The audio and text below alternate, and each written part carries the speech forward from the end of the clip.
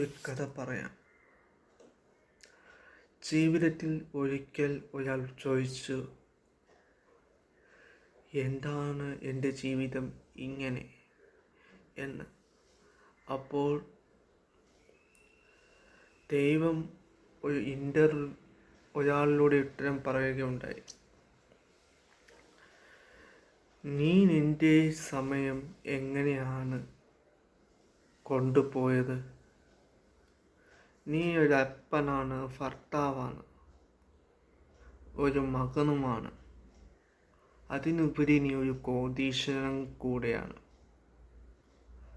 അപ്പോൾ ആ ആൾ പറയുകയാണ്, അതെ, ഞാൻ കോടീശ്വരനൊക്കെ ആണല്ലോ.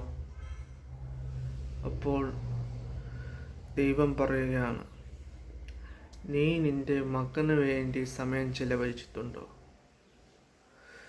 നീ നിൻ്റെ മകൾക്ക് ഗിഫ്റ്റ്, മക്കൾക്ക് സ്കൂളിൽ പ്രോഗ്രാമിനൊക്കെ കൊണ്ടുപോയിട്ടുണ്ടോ? മക്കൾക്ക് ഒരു അപ്പൻ എന്ന നിലയ്ക്ക് നീ എന്തെങ്കിലും സമയം മക്കൾക്ക് വേണ്ടി ചെലവഴിച്ചിട്ടുണ്ടോ?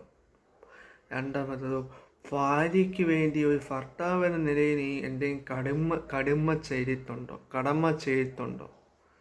ഭാര്യയെ അടുക്കളയിൽ നിന്ന് സഹായിക്കാൻ വേണ്ടി നീ നിന്നിട്ടുണ്ടോ? മൂന്നാമത്, നീ ഒരു മകനാണ്. അപ്പോൾ ഒരു മകൻ എന്ന നിലയ്ക്ക് നിൻ്റെ അച്ഛനമ്മയ്ക്ക് അസുഖം വരുമ്പോൾ നീ ആശുപത്രിയിൽ കൊണ്ടാക്കിയിട്ടുണ്ടോ? അച്ഛനമ്മയെ ശുശ്രൂഷിച്ചിട്ടുണ്ടോ? നീ എപ്പോഴും പണത്തിന് വേണ്ടി ഓടുകയാണ്. 1 ലക്ഷം ഉള്ളപ്പോഴും 2 ലക്ഷം ഉള്ളപ്പോഴും 1 കോടി ഉള്ളപ്പോഴും നീ എപ്പോഴും പണത്തിൻ്റെ പിറകെ പോവുകയും നിന്നെ സ്നേഹിച്ചവർക്ക് വേണ്ടി നീ കുറച്ച് സമയം ചെലവഴിക്കാൻ പോലും പറ്റുകയുമില്ല. എന്തിന്? നീ എനിക്ക് വേണ്ടിയെങ്കിലും നീ ഒരു നിമിഷം ചെലവഴിച്ചിട്ടുണ്ടോ? നീ കോടീശ്വരനായി കഴിഞ്ഞിട്ട് അത് പള്ളിയിൽ പോവാമോ ചേട്ടാന്ന് ചോദിക്കുമ്പോൾ എനിക്കിപ്പോൾ സമയമില്ല എന്ന് പറയലേ നീ മാറി നിന്നിട്ടുള്ളത്? ആലോചിച്ച് നോക്ക്.